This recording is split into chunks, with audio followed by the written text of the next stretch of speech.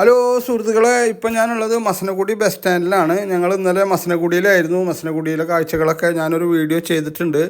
അത് നിങ്ങൾ നോക്കിയാൽ കാണാം അതിൽ ഈ ചാനലിൽ. അപ്പോൾ ഇന്നലെ മസനഗുഡിയിലെ സബർബൻ ഏരിയകളും അലച്ചങ്ങാൻ്റെ പ്രാന്തപ്രദേശങ്ങളിലും അവിടുത്തെ ഫോറസ്റ്റിലും ആനകളും ഇതൊക്കെ കണ്ടിട്ടുള്ളൊരു വീഡിയോ ഞാൻ ചെയ്തിട്ടുണ്ട്. ഇന്നിപ്പോൾ ഞങ്ങൾ ഊട്ടിക്ക് പോകാൻ വേണ്ടിയിട്ടാണ് ഇവിടെ വന്നുള്ളത്. ഇന്നിപ്പോൾ ജസ്റ്റ് ഒരു 7 മണി ആയിട്ടുള്ള കാലത്ത് ഇവിടുന്ന് ഈ ഒരു ബസ്സിനാണ് ഞങ്ങൾ ഊട്ടിക്ക് പോകാൻ ഉള്ള പരിപാടി. ഇത് തമിഴ്നാട് സ്റ്റേറ്റ് ട്രാൻസ്പോർട്ട് ബസ്സാണ്. ഇവിടെ നിന്നാണ് ഈ ബസ്സിലാണ് ഞങ്ങൾ ഊട്ടിക്ക് പോണത്. ഈ മസനഗുഡിയിൽ നിന്ന് എപ്പോഴും ബസ്സൊന്നുമില്ല ഊട്ടിക്ക്. എപ്പോഴും ചിലപ്പോൾ 1 മണിക്കൂർ അല്ലെങ്കിൽ 1.5 മണിക്കൂറൊക്കെ ഇടവിട്ടിട്ടൊക്കെയാണ് ബസ്സുകളുള്ളൂ. ഇപ്പം ഞങ്ങൾ കാലത്താണ് ഇവിടുന്ന് സ്റ്റാർട്ട് ചെയ്തിട്ടുള്ളത്. ഇത് ആദ്യം ഈ ബസ് പോകുന്നത് മായാർ ഡാമാണ്. മായാർ ഡാമിൽ പോയിട്ട് അവിടെ ഒരു ഗ്രാമവും കാര്യങ്ങളൊക്കെ ഉണ്ട്. അവിടെ നിന്ന് ആളടുത്ത് തിരിച്ച് വന്നിട്ട് ഇതേ സ്റ്റാൻഡിൽ വന്നിട്ട് തന്നെ പിന്നെയാണ് ഇത് ഊട്ടിക്ക് പോവുള്ളൂ. ഊട്ടിക്ക് ഇവിടെ നിന്ന് 160 രൂപയാണ് ചാർജ് ചെയ്യുന്നത് ഇവർ. ഈ മസനഗുഡിയിൽ നിന്ന് മായാർ ഡാമിലേക്ക് പോണ വഴിയിൽ ഒരുപാട് ഫോറസ്റ്റ് ഏരിയയാണ്. ഫോറസ്റ്റ് ഏരിയ എന്ന് പറഞ്ഞു കഴിഞ്ഞാൽ അത്ര വലിയ തിക്ക് ഫോറസ്റ്റ് അല്ല, ഇതിൽ ഈ കാണുന്ന മാതിരിയുള്ളൂ. ഇപ്പോൾ നമ്മൾ ഫോറസ്റ്റ് എന്ന് പറഞ്ഞാൽ വലിയ വലിയ മരങ്ങളൊക്കെ ഉള്ള ഫോറസ്റ്റ് അല്ല എന്ന് മാത്രം. ഡിസോഡിയസ് ഫോറസ്റ്റ് എന്നാണ് ഈ ഒരു ഫോറസ്റ്റിനെ പറയുക. ഇതിനെ പറ്റിയിട്ട് ഞാനൊരു വീഡിയോ ഓൾറെഡി ചെയ്തിട്ടുണ്ട്. അതിൻ്റെ ഈ ചാനലിൽ തന്നെ നിങ്ങൾക്ക് നോക്കിയാൽ കാണാൻ പറ്റും. അതുമാത്രമല്ല ഈ ഏരിയയിൽ കൂടെയാണ് പോകുമ്പോൾ നമുക്ക് ഒരുപാട് മൃഗങ്ങളൊക്കെ കാണാൻ പറ്റും. ആനകളൊക്കെ ഇറങ്ങുന്നതും കാട്ടുപോത്തുകളൊക്കെ ഉണ്ട്. ഞാനിതിൻ്റെ വീഡിയോ ചെയ്തിട്ടുണ്ട് ആനകളൊക്കെ ആയിട്ട്. അതിൽ നോക്കിയാൽ നിങ്ങൾക്ക് കാണാൻ പറ്റും. ഇപ്പം നമ്മൾ ഏകദേശം മായാർ ഡാമിനോട് ചേർന്നിട്ടുള്ള ആ ഗ്രാമത്തിലേക്ക് എത്താറായി. കണ്ടാ, ചെറിയൊരു ഗ്രാമമാണ്. വളരെ നീറ്റ് ആൻഡ് ക്ലീൻ ആയിട്ടുള്ളൊരു ഗ്രാമം. വളരെ വേസ്റ്റ് ഒന്നുമില്ല. വളരെ എന്താ പറയുക, അത്രയും വളരെ ക്ലീനായിട്ട് നടക്കുന്ന ഒരു ഗ്രാമമാണ് ഈ പറഞ്ഞു കഴിഞ്ഞാൽ ഈ മായാർ ഡാമിൻ്റെ പരിസരത്തുള്ള മായാർ എന്ന് പറഞ്ഞിട്ടുള്ള ഈ ഒരു ഗ്രാമം. മാത്രമല്ല വളരെ ഗ്രാമീണരായിട്ടുള്ള ആൾക്കാർ അവരുടെ കൃഷിയിടങ്ങളും അതേമാതിരി പശുക്കളെയൊക്കെ നമുക്ക് ഇവിടെ വന്നു കഴിഞ്ഞാൽ കാണാൻ പറ്റും. അതുമാത്രമല്ല വളരെ മനോഹരമായിട്ടുള്ള ഒരു സ്ഥലമാണ് ഈ മായാർ ഗ്രാമം എന്ന് പറയുന്നത്. കണ്ടാ, അത്രയും ഇവിടെ വന്നു കഴിഞ്ഞ് കഴിഞ്ഞാൽ നമുക്ക് കാണാൻ പറ്റും അതിൻ്റെ ഒരു ഭംഗി എന്ന് പറയുന്നത്. കണ്ടാ, ചെടികൾ പിടിപ്പിച്ചിട്ടുള്ളതും പിന്നെ അതുമാത്രമല്ല ഇവിടുത്തെ ഗവൺമെൻറ്റും അത് വളരെ കാര്യമായിട്ട് തന്നെ നല്ല രീതിയിൽ കൊണ്ടു നടക്കുന്ന ഒരു സ്ഥലമാണ് ഈ മായാർ ഗ്രാമം അല്ല മായാർ ഡാമിൻ്റെ പരിസരങ്ങളൊക്കെ.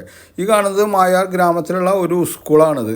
കണ്ടാ, പിന്നെ അതുമാത്രമല്ല ഒരു സ്കൂളിൻ്റെ ഭാഗങ്ങൾ പൊടിഞ്ഞ് കെടുക്കുന്ന വെച്ചെങ്കിലും അപ്പുറത്ത് നല്ല ബിൽഡിങ് ഉണ്ടാക്കിയിട്ടുണ്ട് കേട്ടോ അവർ.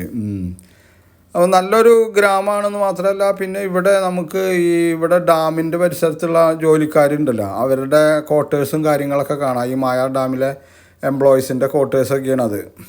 പൊതുവേ ഇവിടെയുള്ള ജനങ്ങൾ എന്ന് പറഞ്ഞു കഴിഞ്ഞാൽ ഗവൺമെൻറ് എംപ്ലോയീസാണ് അധികം. അതായത് ഈ ഡാമും അല്ലച്ചൻ KSEBിനോടൊക്കെ ബന്ധപ്പെട്ടിട്ടുള്ള ആൾക്കാരാണ് അധികം താമസിക്കുന്നത്.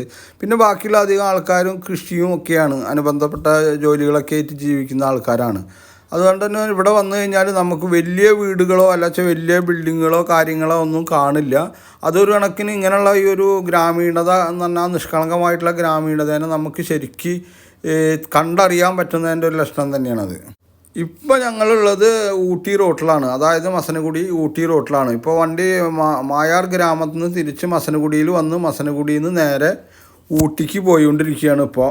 ഈ മസനഗുഡി ഊട്ടി റോഡ് എന്ന് പറഞ്ഞാൽ ഒരുപാട് ചുരങ്ങളൊക്കെ കയറി പോകേണ്ടതാണ്. ഇപ്പോൾ നമ്മൾ താമരശ്ശേരി ചുരം എന്നൊക്കെ പറയുന്ന മാതിരി തന്നെ വലിയ ചുരങ്ങളുണ്ട്. ഒരു പക്ഷേ താമരശ്ശേരി ചുരത്തിനെക്കാട്ടി കുറച്ചുകൂടി ഡേഞ്ചറസ് ആയിട്ടുള്ള ചുരമാണ് ഈ മസനഗുഡി ഊട്ടി എന്ന് പറഞ്ഞിട്ടുള്ള ഈ റോഡ്.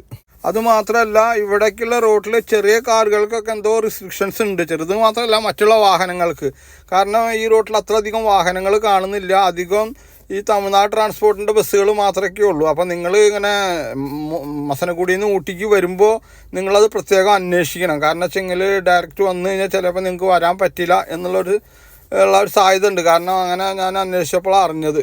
അതുമാത്രമല്ല ഈ ചുരങ്ങളൊക്കെ കുറേ കൂടി കുത്തനുള്ള ചുരങ്ങളായ കാരണം ഓടിച്ച് കയറ്റാനും കുറച്ചൊരു ബുദ്ധിമുട്ട് ഉണ്ടാവാൻ ഉള്ള സാധ്യതകളുണ്ട്. കാരണം വെച്ചെങ്കിൽ നമ്മൾ വയനാട് ചുരം ഞാൻ സ്ഥിരമായിട്ട് ഓടിച്ച് കയറുന്ന ഒരാളാണ്. പക്ഷേ ഇവിടെ കുറച്ചുകൂടി ഒരു ബുദ്ധിമുട്ടുണ്ടാവാനാണ് സാധ്യത. കാരണം അത്രയും ചെങ്കുത്തായിട്ടുള്ള ഒരു സ്ഥലമാണ്, ചുരങ്ങളാണ് ഇവിടെ കാണുന്നത്. അങ്ങനെ നമ്മൾ റിസ്ക് എടുത്ത് വരികയാണ് ചെയ്യലും നഷ്ടമല്ല. കാരണം വളരെ മനോഹരമായിട്ടുള്ള റോഡുകളും റോഡ് എന്ന് പറഞ്ഞാൽ അതിൻ്റെ ഇരുവശങ്ങളിലുള്ള കാഴ്ചകളൊക്കെ എന്ന് പറഞ്ഞാൽ വളരെ മനോഹരം തന്നെയാണ്. അതുമാത്രമല്ല ചെറിയ മൃഗങ്ങളെയൊക്കെ കാണാനുള്ള ഒരു ചാൻസ് കൂടുതലാണ്. പക്ഷേ ഞങ്ങൾ ഈ യാത്രയിൽ അങ്ങനെയുള്ള മൃഗങ്ങളെയൊന്നും കാണാൻ പറ്റിയിട്ടില്ല.